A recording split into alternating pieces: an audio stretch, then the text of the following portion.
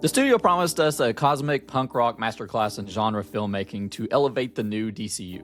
But Craig Gillespie's Supergirl lands with the definitive hollow thud of a compromised studio product that ran its source material through a creative wood chipper. It's a bizarre cinematic paradox that somehow combines a raw, dirty, unbathed survivalist aesthetic of Mad Max Fury Road with the agonizing, slow, repetitive, and drab structural pacing of a late-night sci-fi channel original movie. We are left staring at a frustratingly chopped-up narrative that wastes an inspired powerhouse performance from Millie Alcock, forcing us to decipher whether this is a bold new direction for superhero cinema or just Tank Girl with a budget and an identity crisis. Now, from the start, I knew this movie was chopped up to pieces. Like, the pacing was off. It was just rushing to get through the first act. And even after that, it felt slow. Like, I was watching, this is like under 2 hours and did not feel like it. But I think we have to look into that from like a production aspect, because I think the production of this was pretty messy. It had a lot of test screenings and a lot of them weren't very well received. I mean, just look at the composer outline here. It went from Raman Djawadi and replaced him with Junkie XL. And then he was dumped for Claudia Sarni within like a 3-month window. And the final score, it just never left an impression on me. Actually, there was a score during one of the action scenes, and I thought it was freaking terrible. It sounded like butt rock. It felt like an emergency salvage operation for a film that just couldn't find its pulse. And I gotta talk about the look of the movie. People were complaining about it, but I was giving it the benefit of the doubt. I did see Supergirl World of Tomorrow before seeing this. He's wanting to do this gritty space western lived-in universe, right?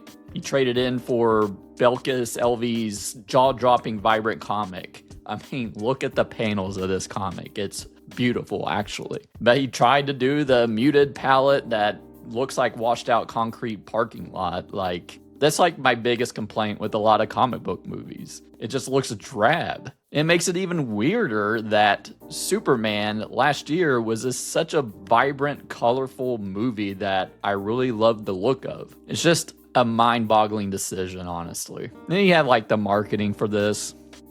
You know, truth, justice, whatever, punk marketing, like, you know, rebellion, Blondies call me. I mean, they made it just look like Guardians of the Galaxy energy. And Guardians of the Galaxy, I mean, that's a fun, funny movie. What's actually delivered here for Supergirl is like, it has this like depressing tempo to it. It's like the pacing of like a slow-moving interstellar DMV. There are a few funny moments, but they are far and few between. Jokes that actually land. And even like a subplot that I'll go into later that it just feels kind of gross. And it wasn't even in the original miniseries. I think the script is like the biggest major part, and the editing, them trying to patch this shit together. Like I said, it seemed to rush that first third of the movie, introducing Ruthie and Supergirl and having Crypto get shot with an arrow and then Krim stealing her ship. I mean, it just happens rapid pace. And it's basically Supergirl going after Krim to save the poison Crypto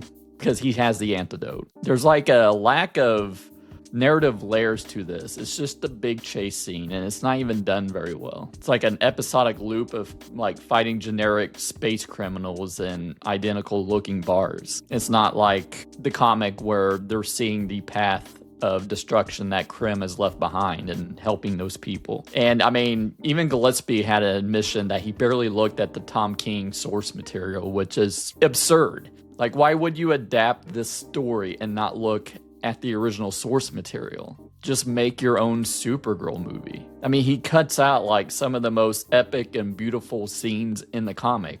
In a transportation ship, they're taken over by pirates. In the comic is like this space dragon that she has to deal with. Just replacing it with cheap recycled sci-fi tropes from like Guardians of the Galaxy. It just felt really uninspired. Now I want to kind of not dump all over this movie. There are aspects I like about it. And I think there is a good movie buried underneath this if you just had maybe a different writer and director. I mean, it had some real stunt work and practical alien designs. A lot of the alien designs reminded me of like old Star Wars movies.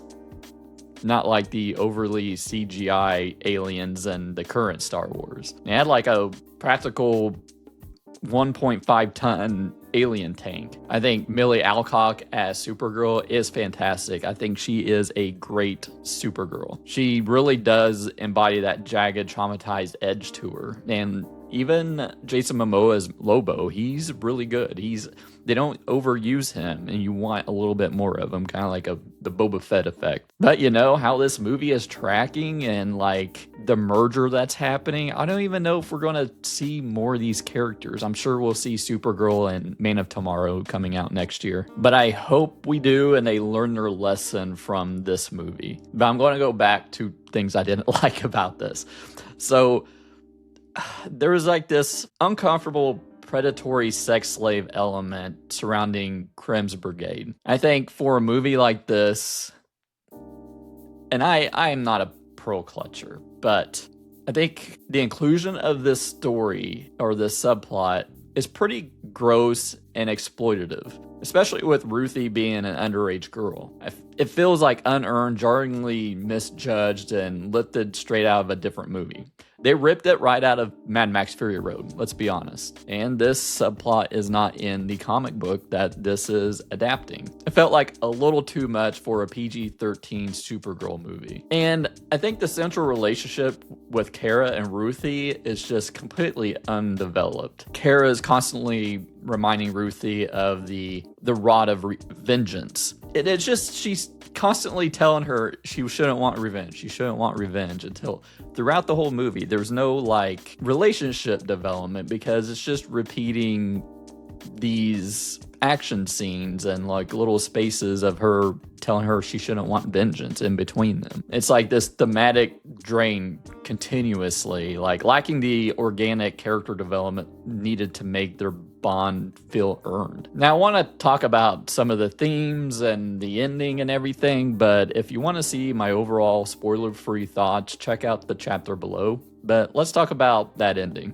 The final confrontation takes place on Barenton, a planet trapped between a yellow and a green sun.